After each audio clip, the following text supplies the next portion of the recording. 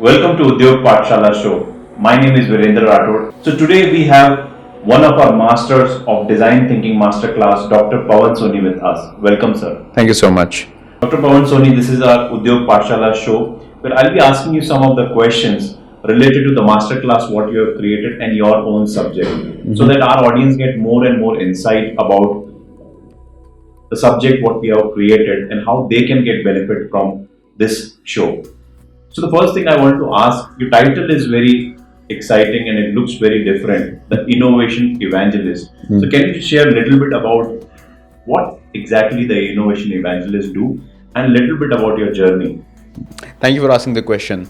So the evangelists were created by the church way back to propagate Christianity. Now, how do you make somebody believe in God? Now, there is no physical God. So the only way you make people believe in God is through the act of God, those miracles and magics. Right. Now, similarly, as an innovation evangelist, my role is to make people believe in innovation.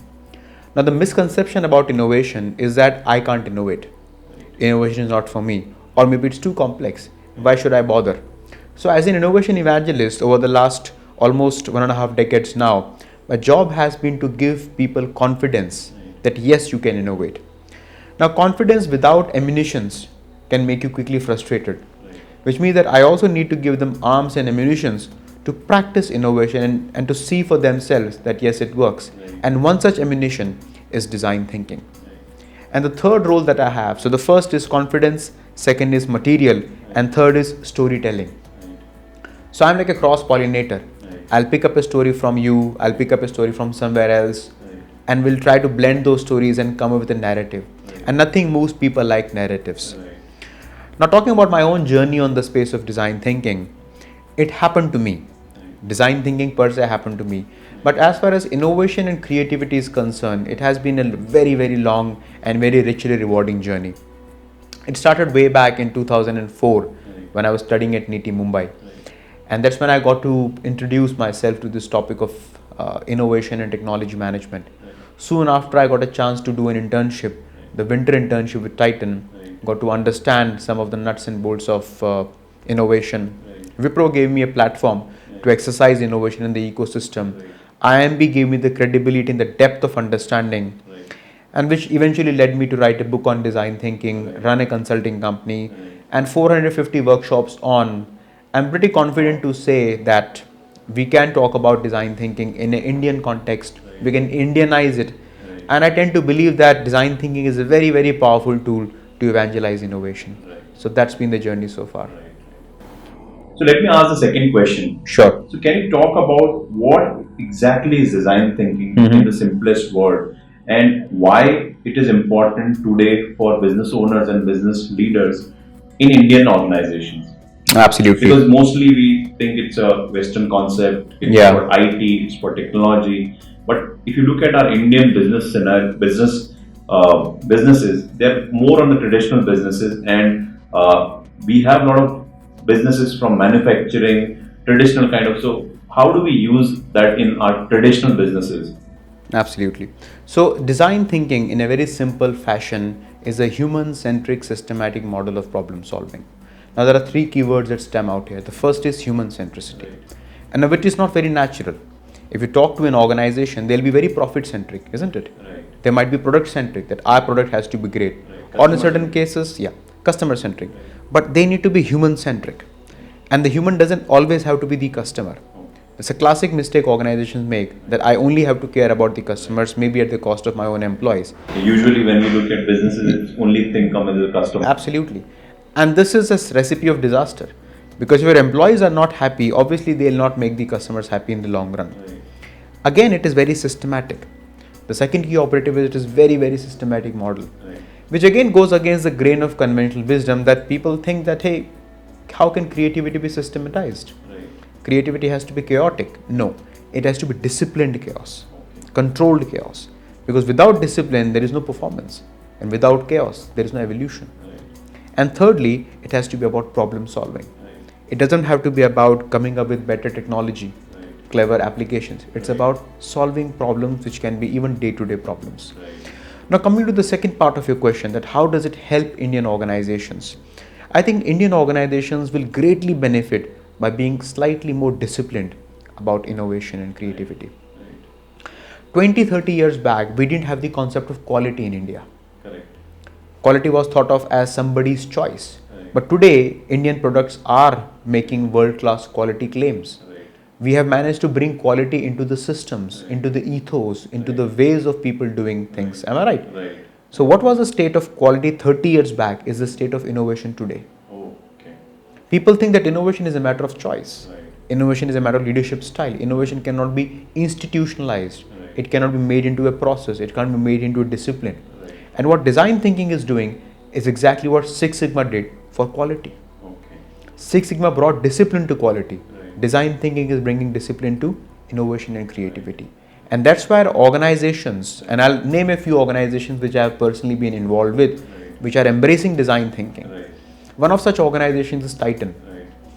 Not only that they're training their employees on creative problem solving through their school of innovation, Right. but they're also taking design away from the realm of designers Right. to everyday employee. Right. They're bringing it to the realm of society. And I think it do reflect in their entire business model itself, Absolutely. and we can experience that. I have very much. Another one is Biocon. I've had long association with Biocon, and they are now moving away from a very product centric or a therapy centric viewpoint to a patient centric and a family centric viewpoint. Right. Tata Group is again a great example of application of design thinking. Right. Taj Group of Hotels, Right. TCS. Right. So usually means we need not have to look at the Western organization. There's a lot of design thinking in our Absolutely. Indian organization. Absolutely. And if you look at the crop of startups which have come to us lately, like Big Basket, ID Fresh Food, Right.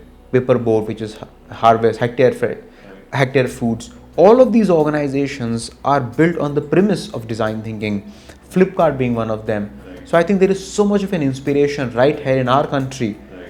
and we don't have to necessarily keep repeating the examples of Google, Apple, and IDEO Right. to talk about design thinking. I think it's very interesting, and so there's a lot of differential you can make in a short duration of time if you apply design thinking, Very rightly much. mentioned, in a more systematic way. And usually in our Indian context, what we call is a frugal engineering or jugaad. If it can be systemized using that, I think we can have maximum patents coming from our Indian businesses. Very much, very much.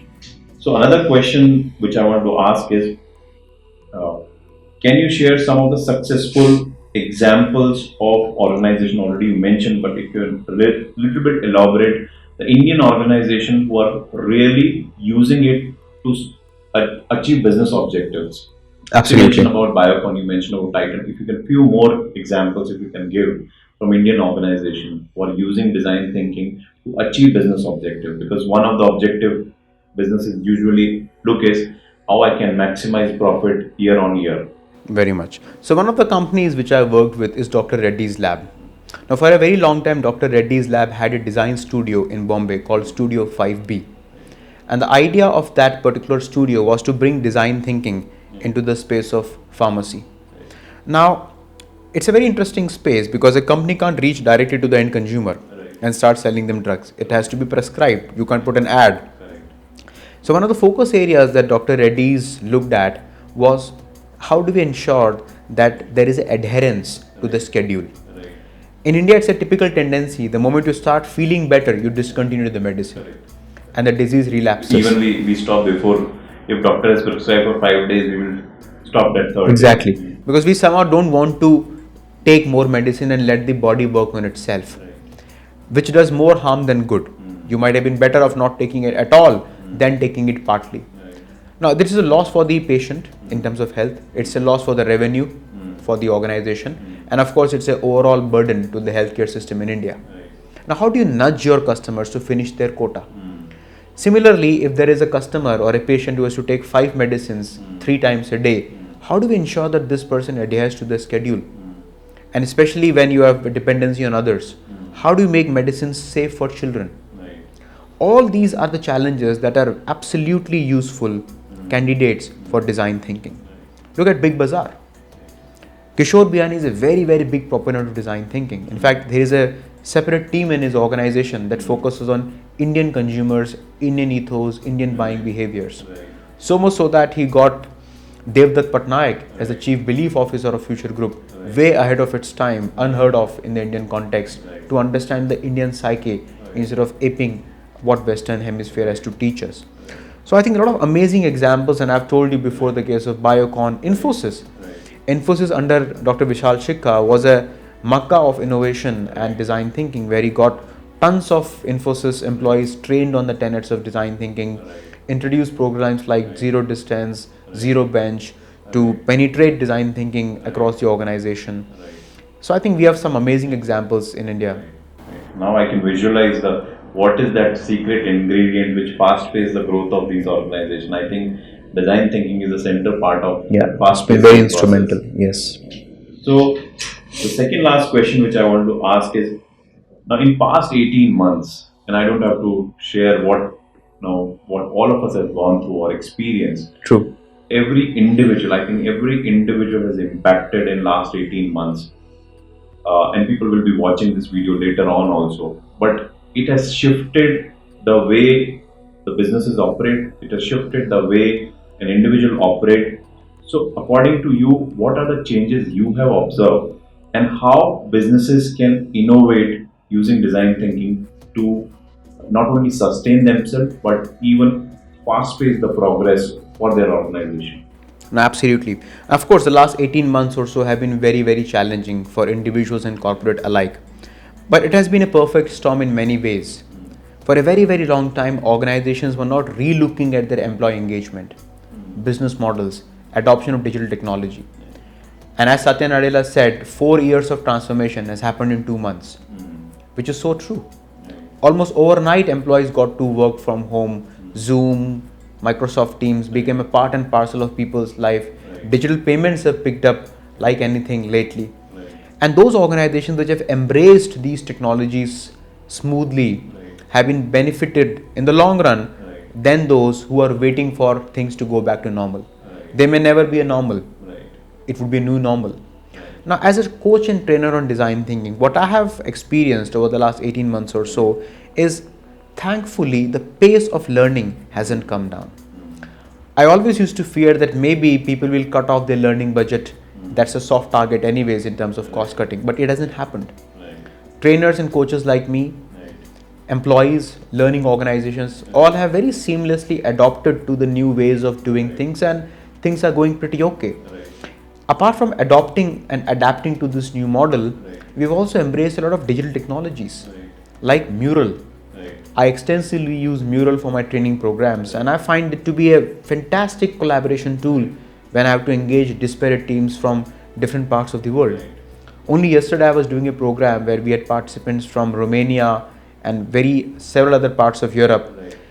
In the pre-pandemic era, it was unthinkable that I am sitting here in India and engaging people from across the world.